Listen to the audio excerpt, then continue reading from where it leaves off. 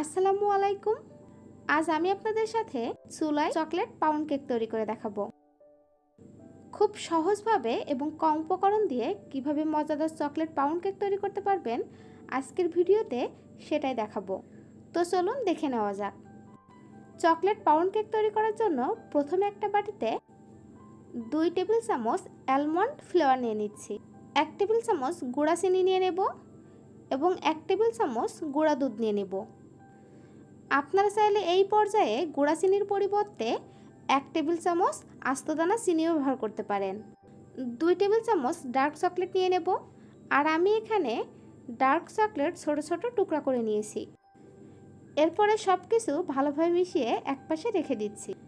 এরপর একটা বাটিতে হাফ কাপ পরিমাণ বাটার নিয়ে নিচ্ছি, আর বাটার ফ্রিজ থেকে বের করে রুম টেম্পারেচারে এনে ব্যবহার করছি।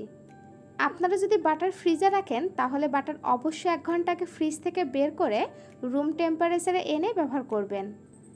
আর বাটার কেমন সফট হবে তা আমি আপনাদেরকে স্প্যাচুলা দিয়ে দেখিয়ে দিচ্ছি। এখন এর মধ্যে হাফ কাপ পাউডার চিনি দিয়ে দিচ্ছি এবং একটা হ্যান্ড হুইস্ক দিয়ে ততক্ষণ পর্যন্ত বিট করব যতক্ষণ না পর্যন্ত বাটারের কালার চেঞ্জ হয়ে ফ্লাফি হয়ে যাবে। আপনাদের কাছে যদি ইলেকট্রিক বিটার থাকে তাহলে আপনারা এই পর্যায়ে ইলেকট্রিক বিটার ব্যবহার করতে পারেন। সেক্ষেত্রে আপনাদের কষ্টও কম হবে এবং বাটারটা খুব সহজে এবং কম সময়ে ফ্লাফি হয়ে যাবে। প্রায় 10 থেকে 12 মিনিট এভাবে হ্যান্ড হুইস্ক দিয়ে বিট করার পর বাটারটা এরকম ফ্লাফি হয়ে যাবে এবং কালারটা চেঞ্জ হয়ে এরকম সাদা হয়ে আসবে।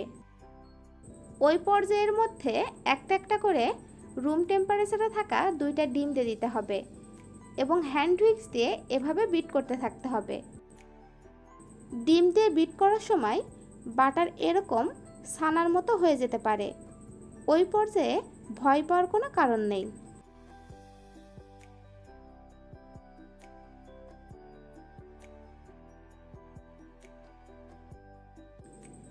ডিম দিয়ে ভালোভাবে বিট করে নেওয়ার পর হাফ চা চামচ চকলেট ইমালশন দিয়ে দিচ্ছি।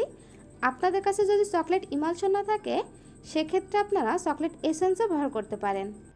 আবারও হ্যান্ড হুইস্ক দিয়ে 3 থেকে 4 মিনিটের মতো এভাবে ভালোভাবে বিট করে নিতে হবে। সব কিছু খুব ভালোভাবে বিট করে নেওয়া হয়ে গিয়েছে। এখন আমি এর মধ্যে শুকনো উপকরণগুলো চেলে নেব। এর জন্য একটা চালনি নিয়ে হাফ কাপ প্লাস 1/3 কাপ ময়দা নিয়ে নেব। 1/4 কাপ কোকো পাউডার দিয়ে দেব, আর আমি এখানে মালয়েশিয়ান ব্র্যান্ডের কোকো পাউডার ব্যবহার করছি। 1 টেবিল চামচ কর্নফ্লাওয়ার দিয়ে দিচ্ছি, হাফ চা চামচ বেকিং পাউডার দিয়ে দিচ্ছি এবং 1 চিমটি পরিমাণ লবণ দিয়ে শুকনো উপকরণগুলো খুব ভালোভাবে চেলে নিতে হবে।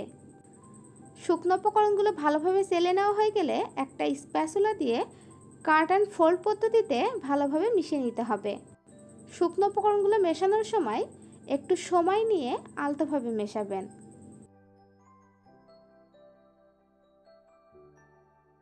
শুকনো উপকরণগুলো মেশানো হয়ে গেলে এর মধ্যে 1 টেবিল চামচ কুসুম গরম দুধ দিয়ে দিচ্ছি এবং ভালোভাবে মিশিয়ে নিচ্ছি।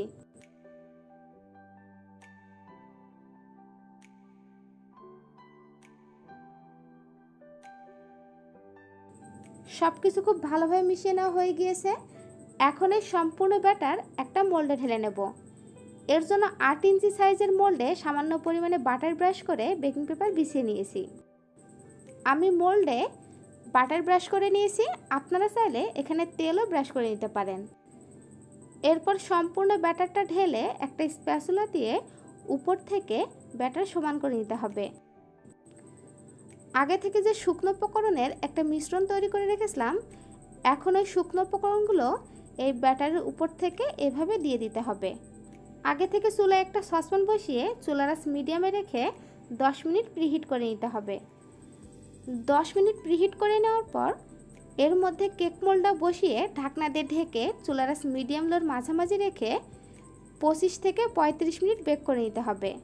আর এই 25 থেকে 35 মিনিটের মধ্যে আপনারা বারবার ঢাকনা খুলে কেকটা চেক করতে যাবেন না, তাহলে কেকটা হতে অনেক বেশি সময় লাগবে এবং কেকটাও পারফেক্ট হবে না। তাই চেষ্টা করবেন কেকটা 20 থেকে 25 মিনিট হওয়ার পর 5 মিনিট পর পর কাঠি দিয়ে চেক করে নেওয়ার। প্রায় 25 থেকে 35 মিনিট পর ঢাকনা খুলে কেকটা কাঠি দিয়ে চেক করে নিচ্ছি।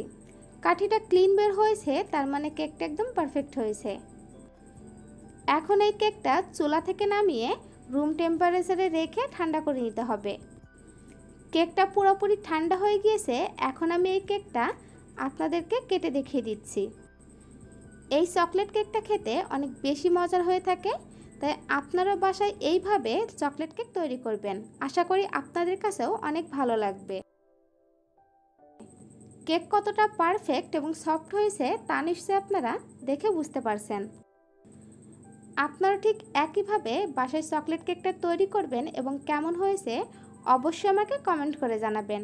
আর ভালো লাগলে প্লিজ আমার চ্যানেলটা সাবস্ক্রাইব করবেন এবং ফ্রেন্ডস অ্যান্ড ফ্যামিলির সাথে শেয়ার করবেন। সবাই ভালো সুস্থ থাকুন। আল্লাহ হাফেজ।